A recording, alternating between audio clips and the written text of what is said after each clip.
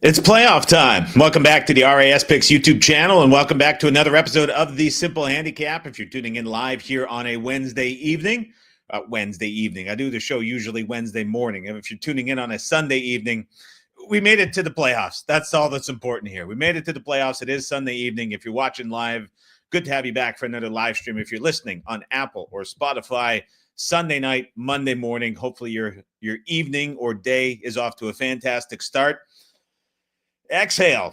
22 weeks in the rearview mirror through preseason, through the regular season.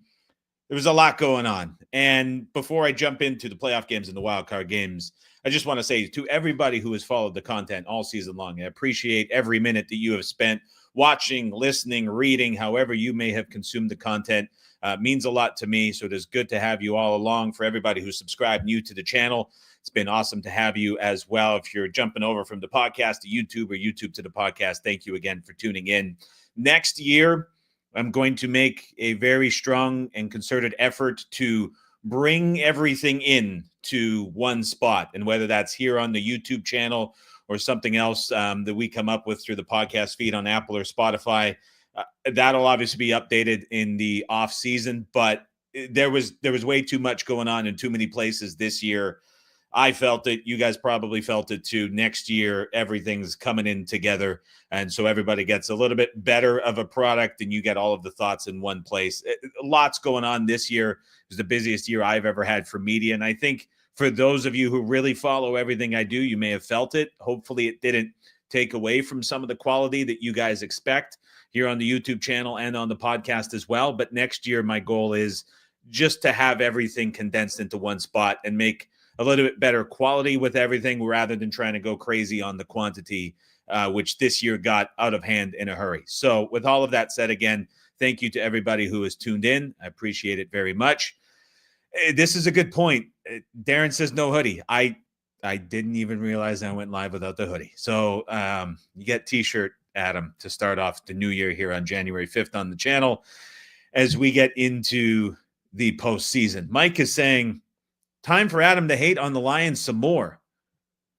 Have I ever hated on the Lions? Has that been common? I don't know. I know there's teams I picked on. Is that a real sentiment that's existed here on the channel? I don't know if that's true. I saw that on TikTok as well during the live streams this week where I was being criticized for picking on Sam Darnold, which couldn't be further from the truth. So if you go back to all the preseason videos, it was nothing but Sam Darnold praise and Vikings win total over. And so this is a good example. There's so much content going on in so many places. I'm starting to like crisscross some of the sentiment that is being shared. So in this episode, we're going to get to all of the wild card opening lines, talk about all of the games. Same as always, live reaction to all of the odds we're getting to. We've already had some movement too. Rudy says, did the Lions D just need Anzalone back directing traffic out there? What a game all around from them, and it took the offense, a while to get going. I think it was a combination of things. First of all, having Anzalone back absolutely helps. The linebacker play for the Lions the last couple of weeks has been tough, whether it's the Bills game or other games we're looking at, 49ers game as well.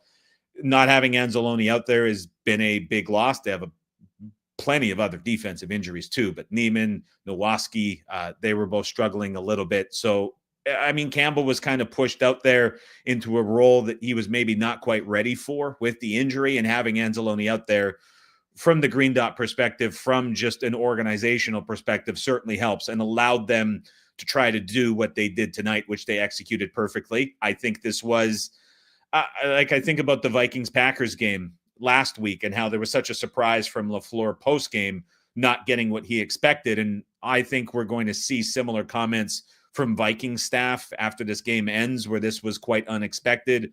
All of the gambles that they took, I think really caught Minnesota off guard.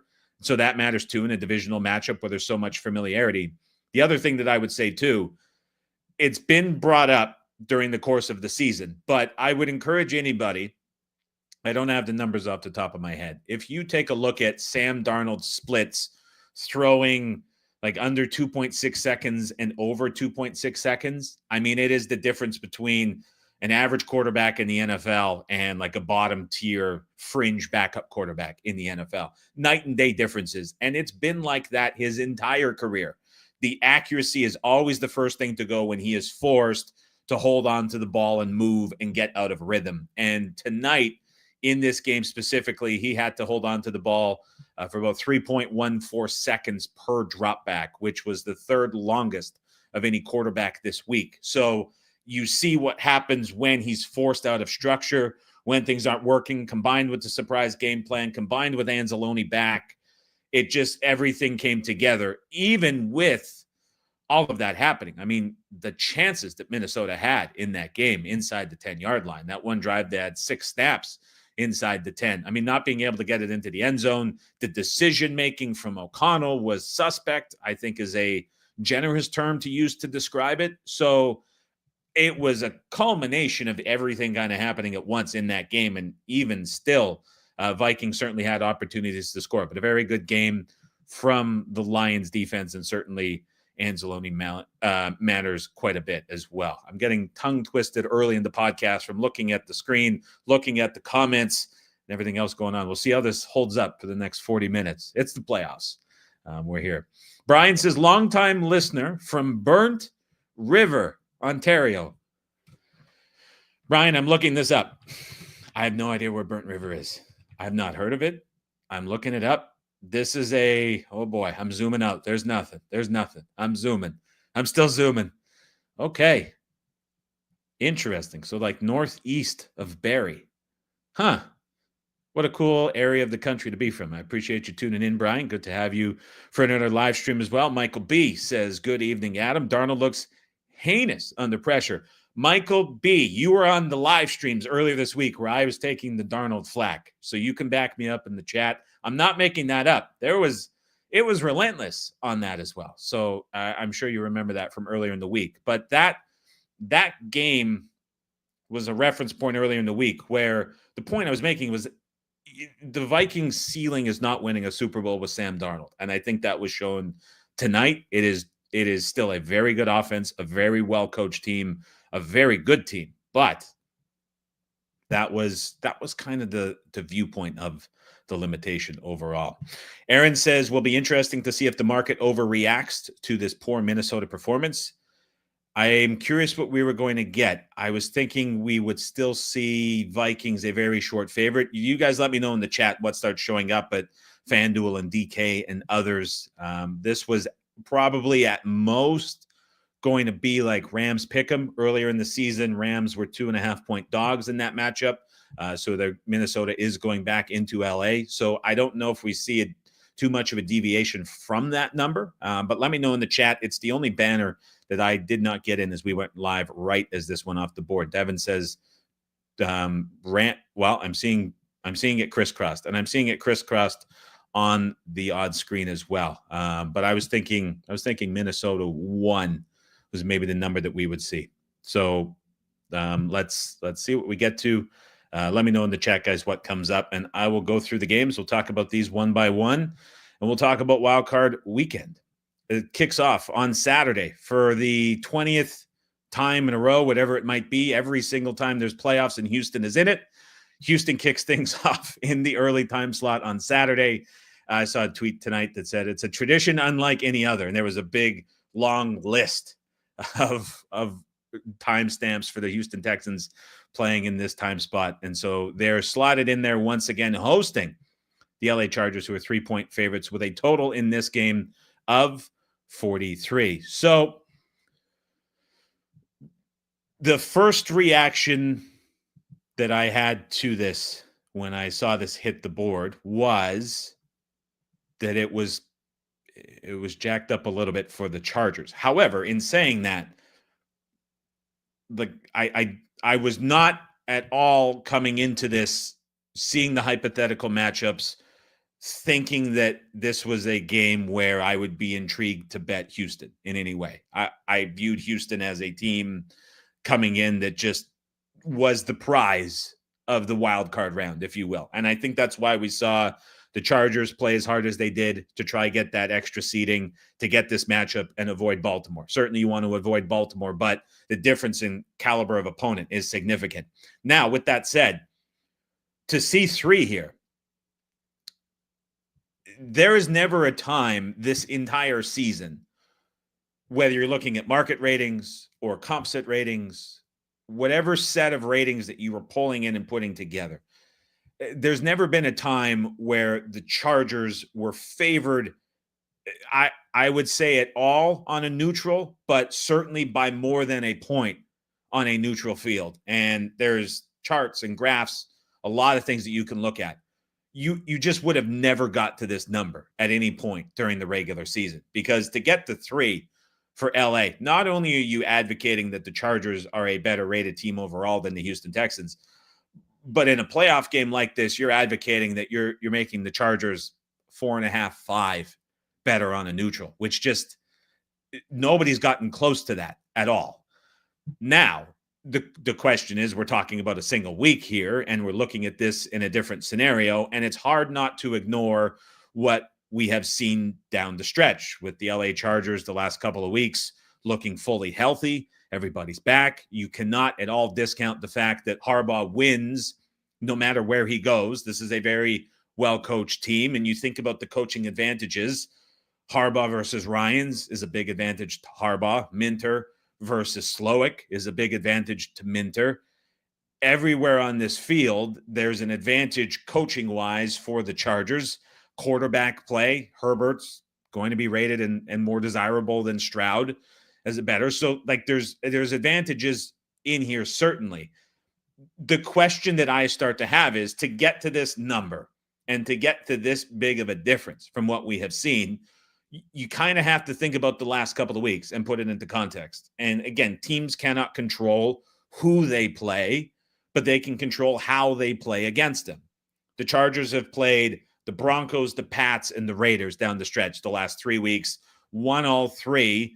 The Broncos game was a comeback win. The last 2 weeks have been in dominant fashion. And remember, that Broncos game, there was concerns about Herbert's ankle, which was kind of keeping this Chargers team and their rating kind of capped a little bit. And all of those concerns have certainly gone away the last couple of weeks. Houston has been very much the opposite. When you think about how they came out of the bye week in week 14, they win a game against Miami that was probably generous to be 20-12, really benefited from turnovers in that game, looked really poor against Kansas City and lost Tank Dell. From that point on, the offense suffered. We saw them do absolutely nothing against Baltimore, stepping up again in class, and then effectively sat most of the guys once the game got going against Tennessee. They won, but that's a lifeless Titans team. And so, again, like, how much can the Chargers be upgraded for what they've done the last couple of weeks? And how much can you downgrade the Texans for what they have not done the last couple of weeks, and then put it against each other in this matchup? And it is 2 teams going in the complete opposite directions, playing each other. And like, the number's big, but man, it is so hard not to trust Harbaugh to win a game like this. And you're not asking for margin. It's really, really hard to go against that and to bet against that. If I'm thinking about advantages that the Houston Texans might have in this game at home, they effectively turned week 18 into a semi-bye week, if you will, the way that they handled practice, the way that they handled prep by the end of it, the last couple of days. I think about the Miami Dolphins game, which was played in Houston and was the beginning out of the bye week of what they called the gauntlet. And that was a game where the Dolphins had Tyreek Hill, who had the wrist injury.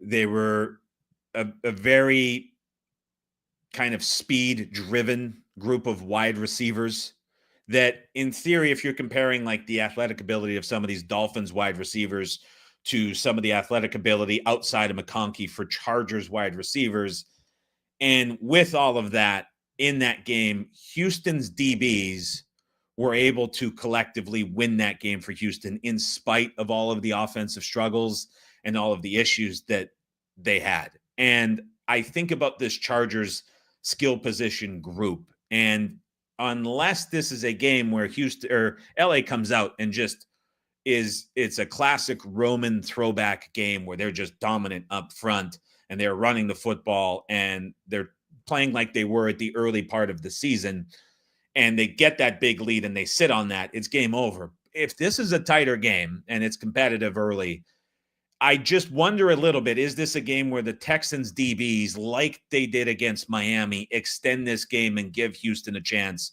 to pull the upset at home? Because outside of McConkey, there's not a lot of guys for the Chargers who are a better matchup against these DBs than the other way around is for the Texans defense. And that sits in my mind a little bit in this matchup on whether or not it turns into kind of a repeat of that Dolphins game. I don't know. That's kind of in the back of my mind as an option for what we might get. But I also kind of counteract that with the fact that we might see Slowick waste early downs in a critical game trying to get Joe Mixon going against this defense for the Chargers and have nothing going whatsoever. So it goes a lot of ways in this one. There's been money that has disagreed with this price.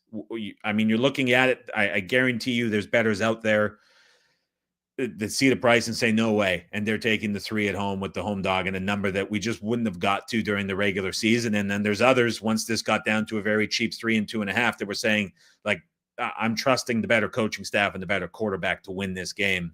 And these two teams are going opposite directions. Those are really the two viewpoints that I think go against each other in this one. So that's how I look at this game specifically. John is bringing up Harbaugh owns Stroud from the Big Ten days. So there's familiarity in that too. That is outside of my scope, but certainly something that I'll look at and dig into. Again, that's an Eddie Walls question.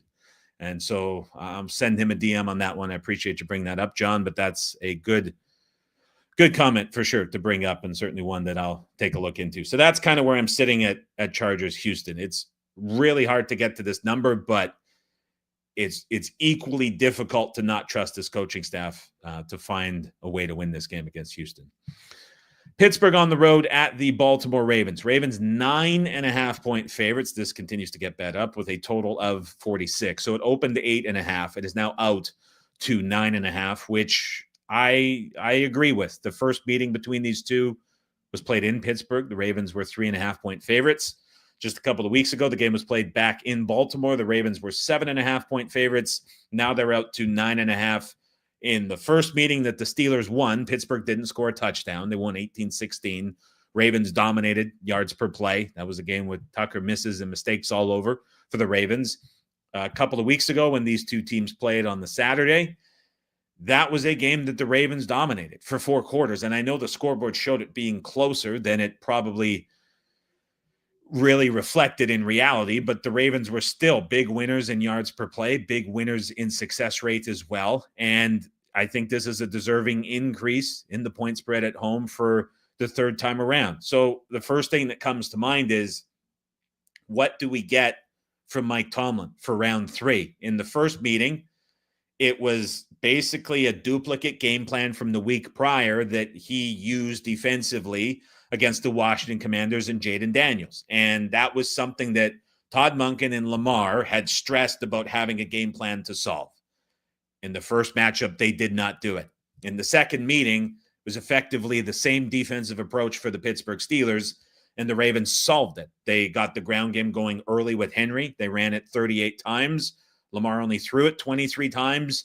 They got going downhill. They had answers for the blitz. They had answers for the cover 1 and cover 0 looks, and they were able to take advantage of those defensive looks and put up 34 points, aided by a pick 6, but there was also the Lamar mistake on the plus side of midfield as well that took points back the other way. So evens out in that regard. Now, round 3, what changes for Pittsburgh? I don't know if they have a counterpunch to this. And not only do I not think that they have a counterpunch to this, I think offensively, the Pittsburgh Steelers have hit the inevitable wall that, I mean, we talked about it all November and into the early portion of December. It's like, this is as phony and fraudulent of an offense as there is in the NFL. I mean, they were living on 3rd and 4th down with big explosive plays Pickens goes out. The offense can't do anything. Pickens comes back. All of a sudden, those third and fourth down explosives aren't hitting. We're looking at the last 4 weeks where Russell Wilson hasn't gone over 210 passing yards, and it's 4 weeks, true enough, against good competition, Baltimore included in that sample. But you see them change, the Steelers I'm talking about, from playing a lot like some of the stretch in October and into November was just soft schedule-wise. And then you see them step up against Philly and have no answers. Against Baltimore, have no answers. Against Kansas City on Christmas, no answers. Against Cincinnati, again, no answers. I mean, the offense has completely stalled out.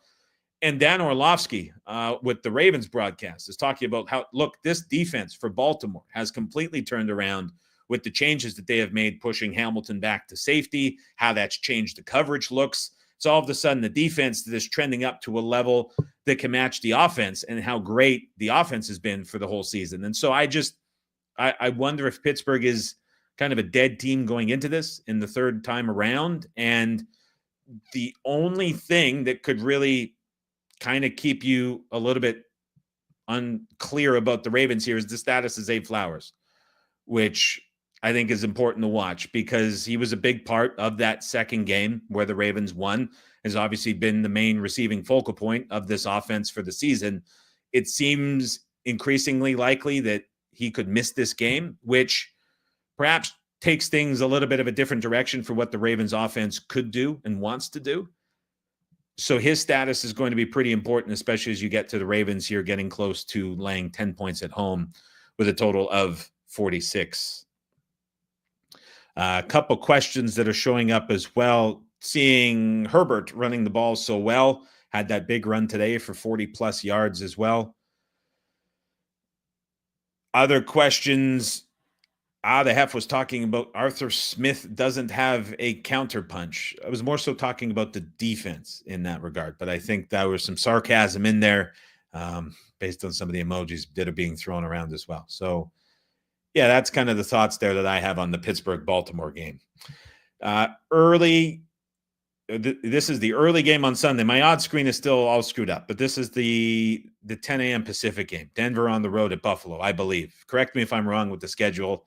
I've got the rotation. I've got the numbers, but I think I might have the times on the odds screen are still kind of jumbled as they try to sort things out. But we have the Denver Broncos on the road at the Buffalo Bills. Bills 8.5-point favorites with a total in this game of 47.5. First thought in this game is the path to a Broncos win, I believe, is quite narrow. They must get an early lead because they are going to need to use their offensive line up front to attack the spine of the Bills defense, which is the path that they have to victory.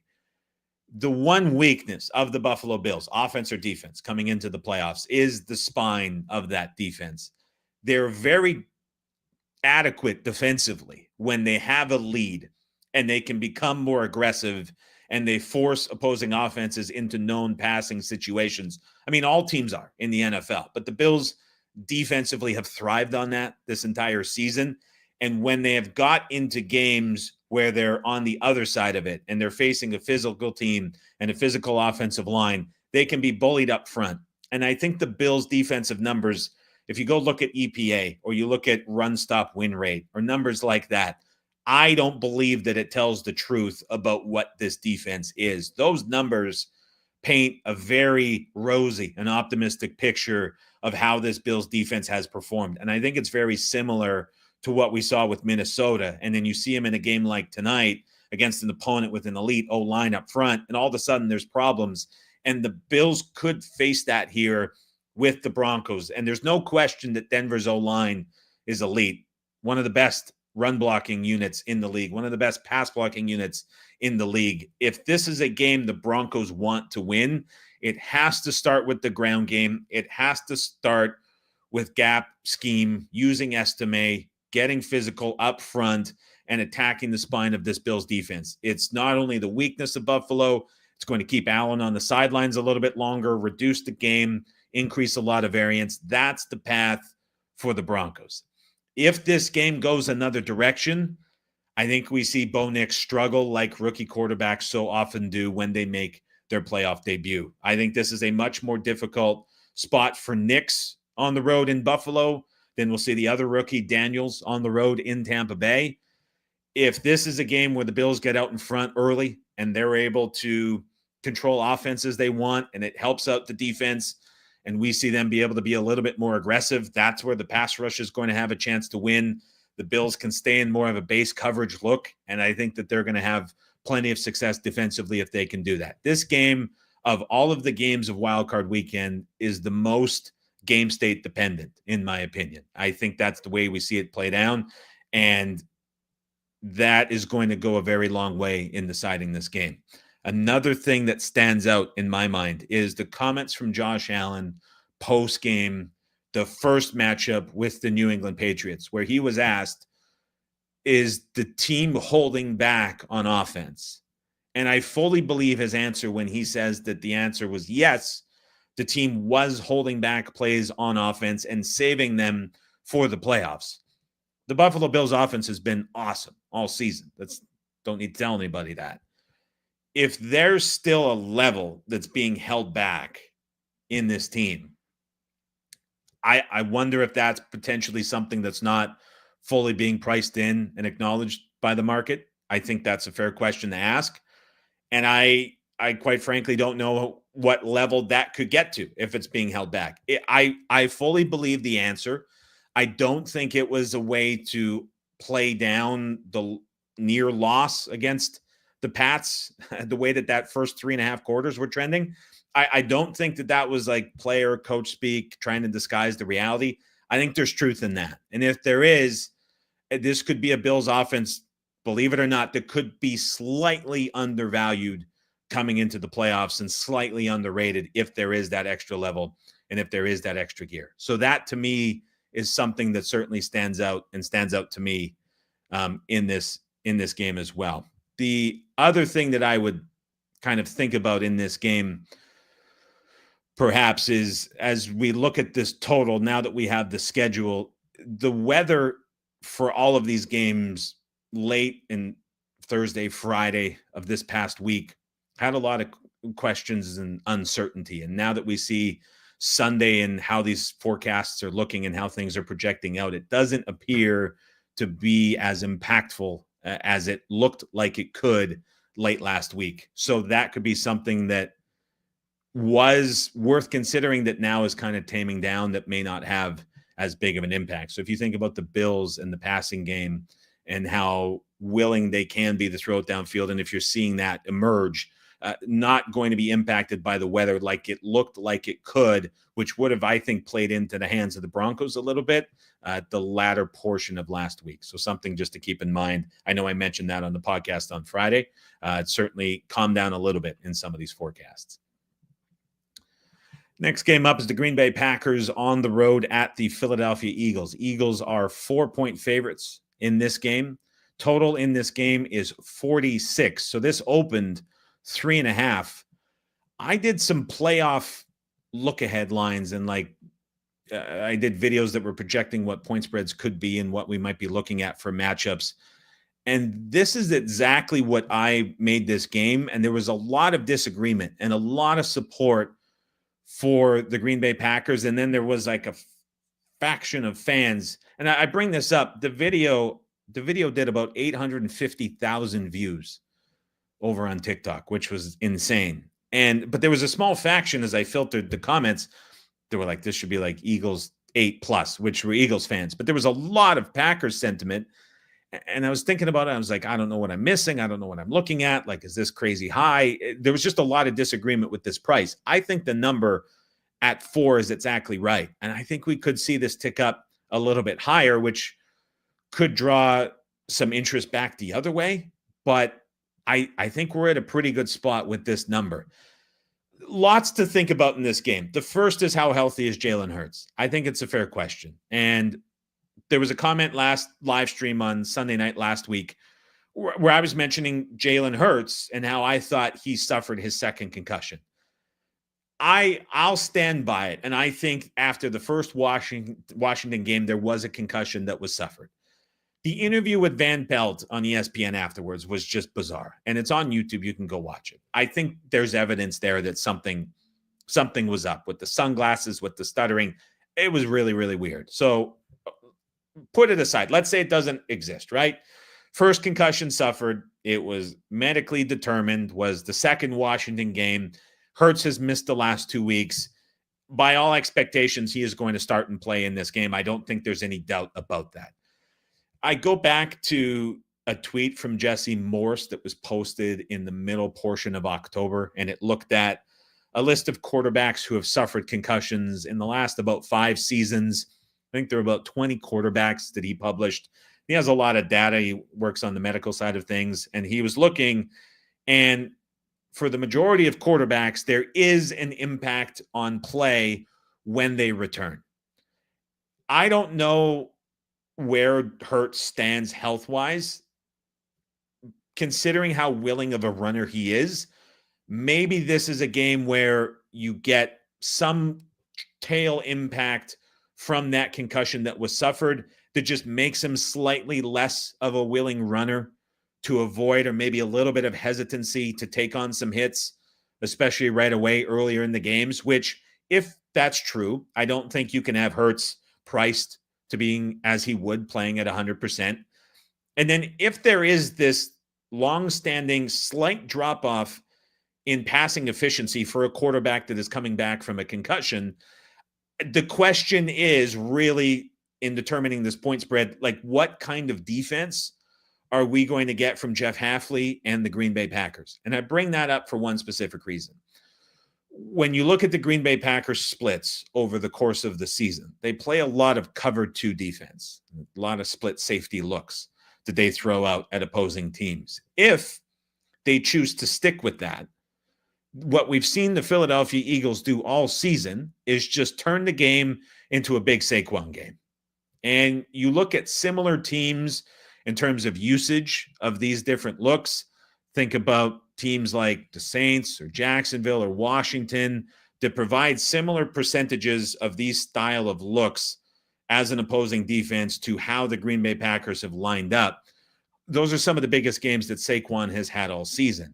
Now, if the Packers elect to throw a bit of a curveball here and they say, look, we're not doing that. We're changing tendency. We're going a little bit more man coverage. We're going to dedicate guys down in the box. We're going to throw more cover 1, something we almost never do. We're going to take our chances that Hurts off of the concussion maybe isn't 100%, and it's going to be about him finding A.J. Brown to beat us, which, in my opinion, is where the Eagles would absolutely go.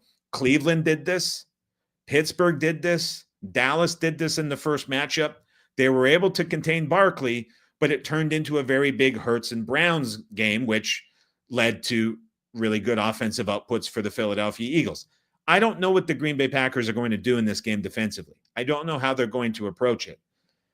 I really think that that's a big question in determining what you're going to get from this. So that, to me, is a big kind of underlying factor to think about in this game. And now I would flip this around and say, what are we going to get defensively from Vic Fangio? And is he perhaps going to steal from what he saw Brian Flores do against this Packers offense just a couple of weeks ago? So in that Minnesota game, the most telling thing to me was the post-game interview with Matt LaFleur. And LaFleur's at the podium, and he was asked about it. And he says that he was really surprised by how much man coverage the Minnesota Vikings played. They weren't expecting it, and it really threw them off as an offense, and they couldn't adjust, and they couldn't figure it out.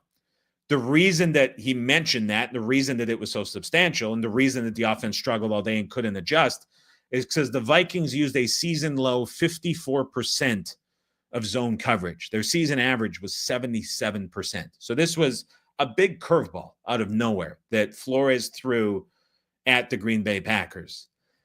This matters because Jordan Love against man coverage and against zone coverage this season has been 2 completely different quarterbacks. When Love has been facing zone coverage this season, he is 3rd in EPA per dropback. When he faces man coverage this season, he's been 30th in EPA per dropback. There's also been a ton of noise in his numbers when he has been blitzed, which has caused him much more trouble this year than it did last year. The kicker in all of this is Christian Watson was lost in the game. I would be shocked if he is able to play in this game. That very much looked like a non-contact injury that is going to be long-term. If I'm sitting in the shoes of Vic Fangio, which is an odd thing to say, but nevertheless, like I'm looking at this as having a lot of options. The Eagles defense has been awesome all season long. They've been very good against the run as is, which is what the Packers offense has been built around and had so much success around this season. So they have a positive matchup there. But if this is a game about potentially mixing up some coverages and throwing something at the Packers again, well, the Eagles have been pretty neutral in terms of how their man zone splits have been used. They played a little bit more man than Fangio has in the past seasons. But without Watson on the field, I think that makes Philadelphia a little bit more willing to go with more man coverage looks. It's still going to be very disguised pre and post snap like Fangio always does. But this could be kind of a difficult thing for the Packers offense and Love to work through again in the same way that they struggled against the Vikings in that game. So I'll be curious to see like how much is Fangio going to steal from that Flores game. What do we see from that?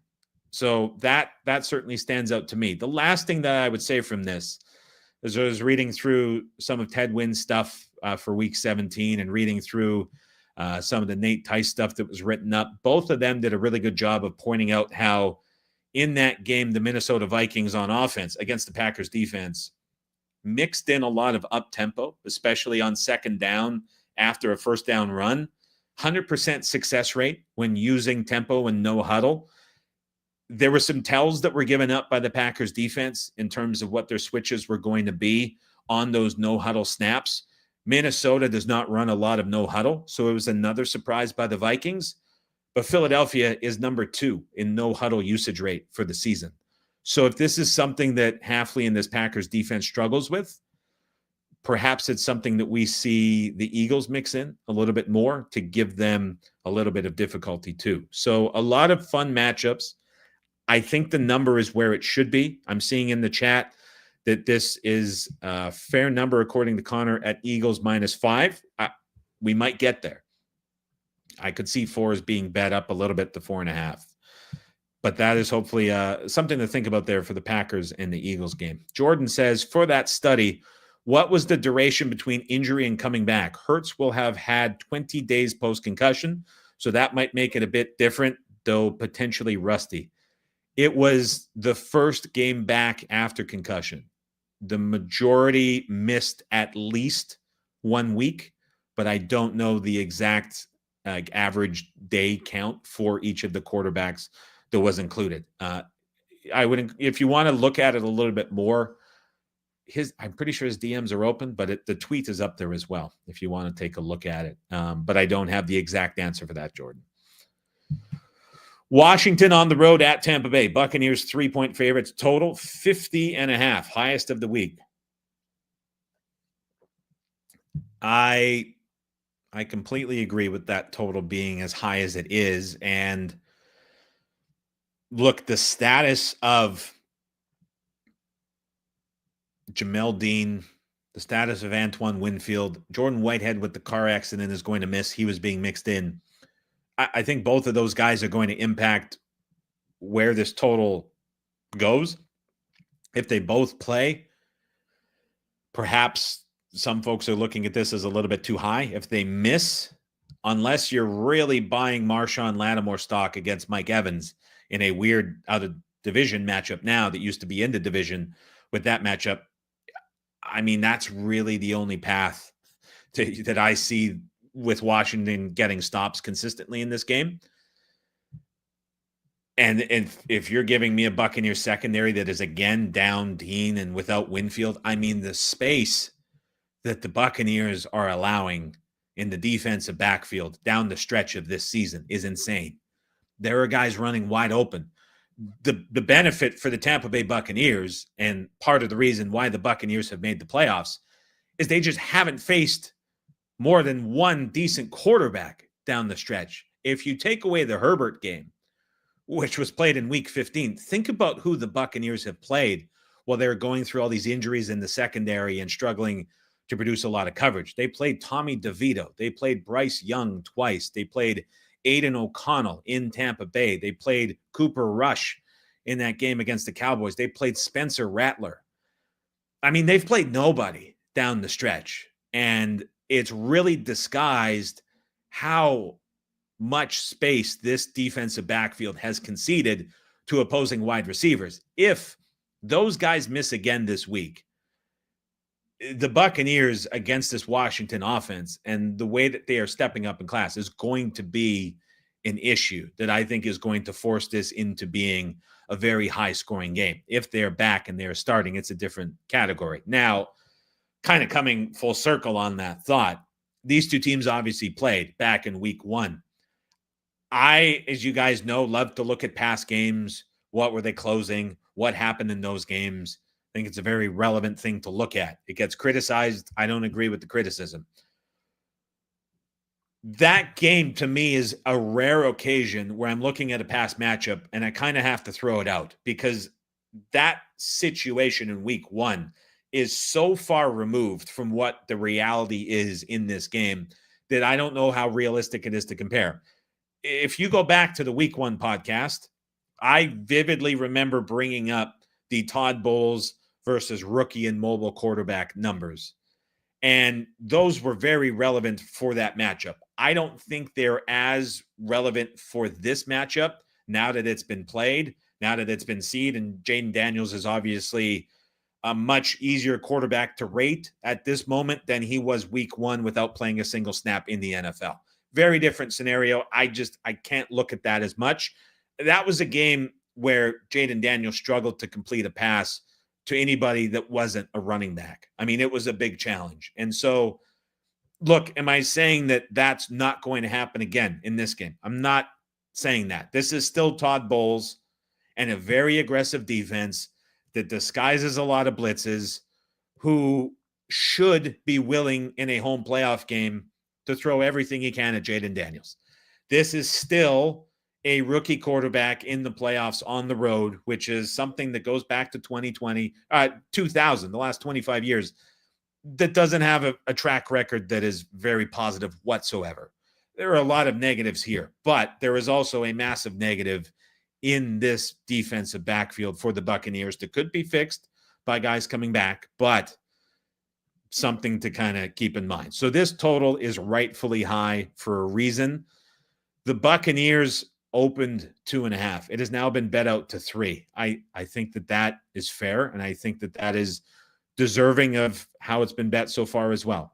When you think about, again, just how those rookie quarterbacks have struggled, I think it matters. And I think against Todd Bowles, the upside of that defense being aggressive as they can and potentially guys returning probably warrants a bet. And again, on the other side, like for Tampa, it's Lattimore versus Evans, which is weird because he's in a Commander's uniform, but that's a long and storied matchup between these two that certainly stands out a little bit as well. So I don't have much of a take or an opinion on this side or total, but that's kind of where I stand on it. Those injuries in the secondary are going to matter a ton.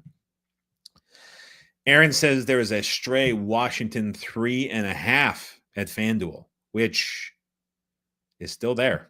You're very right about that one. Rob N says Commanders never passed the ball further than 5 yards that game. I mean, it reminded me of Bo Nix going into Seattle. I think that was week 2. It might have been week 1. It's like, of all the spots and coordinators that you can make your debut, I mean, that's as tough as it gets against that Bulls defense, which was fully healthy in that matchup. So stands out as well. Rob, this is Rob, you're working overtime at 9:06 p.m. Pacific. Might be later where you are. What a pull. Brian Hoyer is a great example of a guy who had 2 concussions in the regular season and then was awful in the wild card game. What year was that? I remember that faintly, but what year was that? Man, what a pull that one was. Great comment. There's been some great comments so far tonight. I have to get the banner in for this late game here. Minnesota -2 with a total of 47 on the road at the LA Rams. So on Friday, I teased liking a side in the playoffs more. And my favorite, I'll put it this way, my favorite side of the entire season was Buffalo at Detroit. And I mean, I remember doing the live reaction show. I was like, I can't talk about this game. And everybody knew what was coming in the chat. That was the favorite and strongest side of the entire season. If I was in the Slack channel with all the guys yesterday, and it's like full focus on college basketball now. So I'm doing my best not to bother. But I'm in the group chat and I'm like, look, I know lines they're incredibly tight. We're not finding a lot for releases. We didn't release a single thing in week 18. Really tight. But I'm like, the Rams hosting the Washington Commanders, that's my side of the season in the wild card round. And it looked like everything was going to line up. And then the results happened as they did in the afternoon games, and we didn't get it. And so on Friday on the podcast, when I was like, there could be a really good bet setting up. We're not going to get it. And instead, we have Minnesota going back to LA for a rematch of a game we saw earlier in the season that the Rams won 30-20. And I'm kind of bummed out about it because as we're going down the card, you can kind of hear it in my voice. Like there's not a lot out there. And it's unfortunate that this seeding flipped and that we saw the Chargers seeding flip in the AFC too.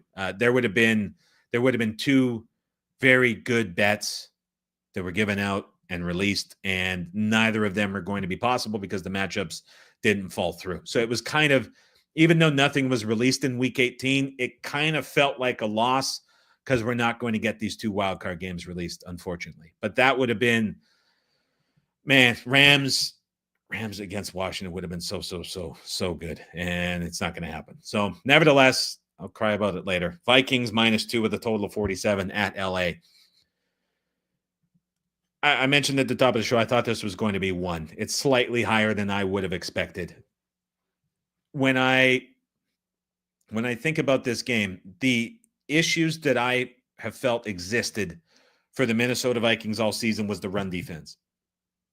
They have been playing with a lead prior to week 18 against Detroit more than any other team in the NFL. They had more snaps playing from ahead than any other team in the NFL. They are, if you're flipping through the dictionary and you see front runner, it's the Minnesota Vikings. And I think about Brian Flores, who's been amazing this year as a defensive coordinator.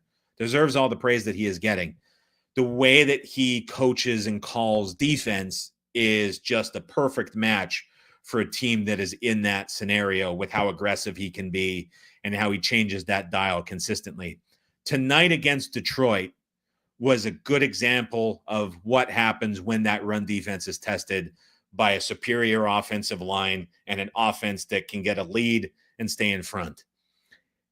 I kind of feel like the Rams have a lesser but similar profile, which, to be fair, they executed well in the first meeting between these two teams. That was a game where Williams got a ton of carries, 23 or 24 off the top of my mind, and they kind of leaned in that. It made some passes very easy for Stafford, and the Rams had a lot of success in that game. Now, defensively, if we flip it around, that first meeting was the Verse breakout game. He had a sack and a half, was consistently in the backfield. So when you think about what the Lions did tonight defensively, the Rams, again, fit that profile, but perhaps at a lesser degree.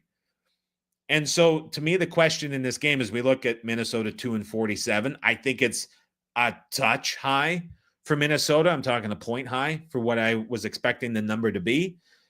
I think the big question is, what do you take away from the game tonight relative to the Vikings offense? Again, Sam Darnold, his splits when he is in rhythm, when it's 2.5 seconds or less versus what happens when he has to hold on to the ball and get outside the pocket, night and day. And I'll do the breakdown videos later in the week, and I'll get some more detail on it. I mean, it is two different quarterbacks at two different ends of the spectrum. And tonight, the Lions were able to force him off the spot, make him hold on to the football. It is a problem. If there is any validity and any truth to what Jordan Rodriguez, who covers the team, says about this defensive front, what other podcasts that cover the Rams and cover the league say about this defensive front, and how the unit of all these young guys has come together. If there is any validity to any of that, the Rams defense, in theory, should be able to replicate what they did in the first meeting, but also replicate what the Lions did tonight at, again, a lesser level. It's not going to be as good as what the Lions did tonight. They should be able to replicate that. I think there is something to be said about the familiarity of McVay and Darnold and McVay and O'Connell, and how that matchup skews towards McVay. I think that matters a little bit as well. I'm torn on what to do here, because I don't know how to rate what we saw today. Because if you're not thinking about what we saw against the Lions, you're looking at this Vikings team in a completely different light, in a completely different way. This last hour or so of time, 50 minutes here on the live, give or take an extra 25 minutes through Twitter and the Twitter feed, I didn't see one thing said in a negative manner about the Minnesota Vikings from like late September until an hour and a half ago. It was nothing but praise for Kevin O'Connell. It was nothing but praise for Sam Darnold. It was nothing but praise for Justin Jefferson. And it's like in the last 90 minutes, it's like, no, we're out on the Vikings. And so there was questions at the start when we came on air, and it's like, are we going to see an overreaction to this? And are we going to see an overreaction into the market? And the answer clearly is no, that we're not seeing that, because we're still a little bit on the high side for Minnesota. And I think that that's probably pretty telling of what you might be able to expect in a rematch coming into this. And I think when you look at the game tonight against Detroit and you think about the empty red zone possessions and all of the snaps inside the 10, Darnold had 10 overthrows, and a couple of those were not only big plays, but they were touchdowns, that were overthrows, that were open, that he just flat out missed. And I wonder here if you're kind of seeing something a little bit telling here in the number, that this hasn't swung back the other way with the Rams off of a bye week. Call it what it is, a much-needed bye week, that we haven't seen this swing back through Pick'em and on the other side. And so far in the early going of the market, I know the 2.5s that were showing up got taken out a little bit. So maybe this moves down a little bit. But at least on this open, and at least in the first 45 minutes that we have had a number up, we haven't seen a big downgrade of Minnesota after that loss to the Lions coming into this game. So that certainly, I think, stands out to me a little bit and looks interesting. E. Colt says, how can you say that without knowing the line, Adam? What strong handicap would have made a bet on the Rams? Just curious. Thanks. I mean, you can get very close. Of course, it's always barring injury, right? But I was pretty confident that we were not getting more than Rams at 3 in that game. And so when messages like this are going back and forth, you have to start handicapping before there's any numbers coming out. So we're looking at numbers that we have internally. We're looking at numbers that are combined together from different sources. And we're like, here's the high, here's the low, here's what we're expecting. And then the messages will, whether it's trying to queue up bets or we're talking about potential releases, it's like, if X is at this number or better, it's this level of confidence and this level of thought for me personally. And so those messages were, if it's Rams, I was putting Rams 3.5 or better. I was going to feel great about that one. And so that's how that went out. So, I mean, we had a very high level of confidence in what we were getting for a number, unless there were substantial injuries, which we saw that there were not. Darius Knox says, I'm not betting on Sam Darnold in high-pressure situations. I learned my lesson tonight. I mean, I saw the ghosts stuff come back up, which I begrudgingly remember from obviously being a Jets fan. So, I mean, that was brought up as well. Jared doesn't like I'm not bad talking the playoffs. He says these matchups are still good. No, I get that you're upset that you lose out on some looks you were hoping for, but these games look great. I'm not shitting on the slate here, Jared. I'm saying it would have been awesome to have that matchup. I mean, I'm being sarcastic in saying that. I'm not physically sad that it didn't line up. Perhaps financially lesser off because you won't be able to bet into that. But I'm not saying that this is there's a lot to like about this wild card slate. I agree. And you think about from what I understand, there's the college football game Thursday night. There's the college football game Friday night.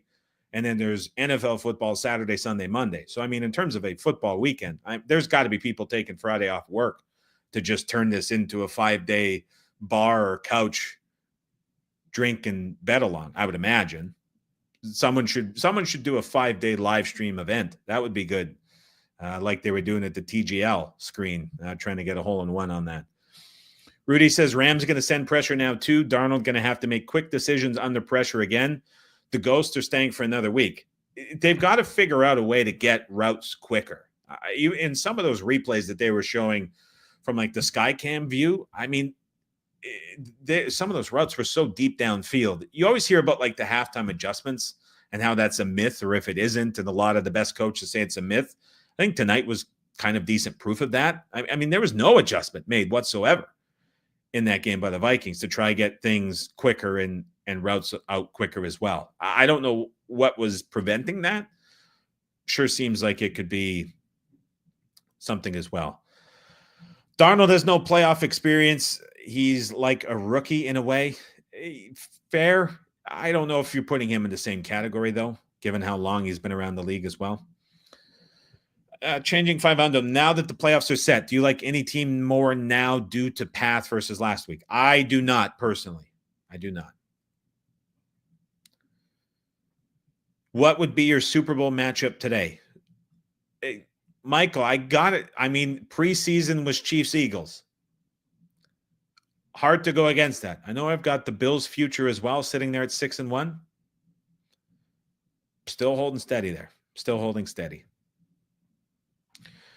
Jared says, Collingsworth mentioned that in the third quarter about the wide receiver needing to break off routes earlier. It was weird to watch because you're seeing all the pressure and you're seeing the pocket break down and you're seeing the struggle and you're seeing the pressure get to him. And I mean, every replay where it's showing it from the Skycam view, I mean, there are guys backs turn 12, 15 yards downfield. There's just nothing standing out. So that certainly seems like a very easy adjustment that they could make, certainly.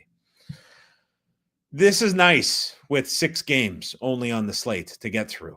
Certainly nice. Still managed to take up the full hour, but you know me, when I get talking and going downhill, I get talking and going downhill. And that was certainly the case in this episode as well. So I hope that it was useful. If you have any last questions before you guys go, please feel free to leave them in the chat. I'm going to bring up, this is just a quick update. So this is over on the NFL service at raspicks.com. This is the final paid record for the regular season, 43, 32 and 2, 57.3%, plus 7.55 units. That does not include the 3 release shows, which were given out for free at the start of the season, which is why you may see a slightly different record when you go through the main website, which is all inclusive of everything.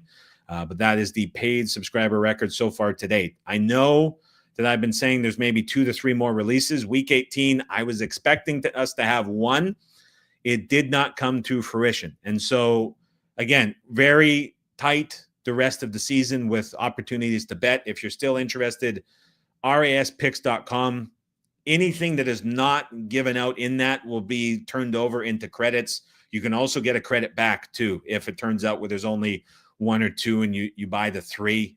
It'll be prorated down. You can also just buy 1 if you like. But if there's any difference, support will send it back to you. You can get it back to the card or whatever you paid with, or you can turn it into college basketball or whatever you might want to use it for as well. So it's not like it just goes away if it's not there. I don't know if we're going to have anything for wild card round. Again, I said we were looking at a couple potential spots that didn't show up. Maybe something changes. I know we've had some other discussions about some of these games that will continue. There's obviously a big emphasis on college basketball, which had another good day today. And so you see that starting to turn in a big way if you're interested in getting that as well. But I would encourage everybody, head over to raspicks.com to check out everything there and see what is left. If we do have something, I think it's going to be pretty good this week or next week in the divisional round as well. Changing 500 says, what is the schedule this week? So I'll repost some videos down the stretch this week, as well as to the podcast feed, which are game-by-game breakdowns. I'll do one for each game, 3 to 4 minutes, just kind of like a revisit later. And then I'll see about a live stream later. We'll be with Mitch and Paulie on Friday at 2 or 1, perhaps. That'll be the last media. No more Sam P for the season. Those are regular season only. So it is just here down the stretch. But it'll be uploaded on the main video tab and then to Apple and Spotify, not under the live tab. So just watch for those. But the daily episodes for the pods, the last couple of years in playoffs, the listenership has gone down quite a bit. So to be clear, I'll keep doing these day after shows, like for the opening lines reaction. I'll do those every cycle of the playoffs. And then I'll also have game-by-game videos that I'll upload to the feed for the wild card, the divisional, and for the conference championship round as well. So those will hit the feed during the week. You can keep an eye out for those. If you're not already subscribed, subscribe button's down below, and you'll just get a push notification on your phone when they're updated with any changes or any extra thoughts that I have on these games as the week goes on. That will do it for me. I hope everybody has a fantastic Sunday evening, fantastic Monday, and we will chat with you guys later on in the week. Thanks for stopping by. We'll chat to you soon.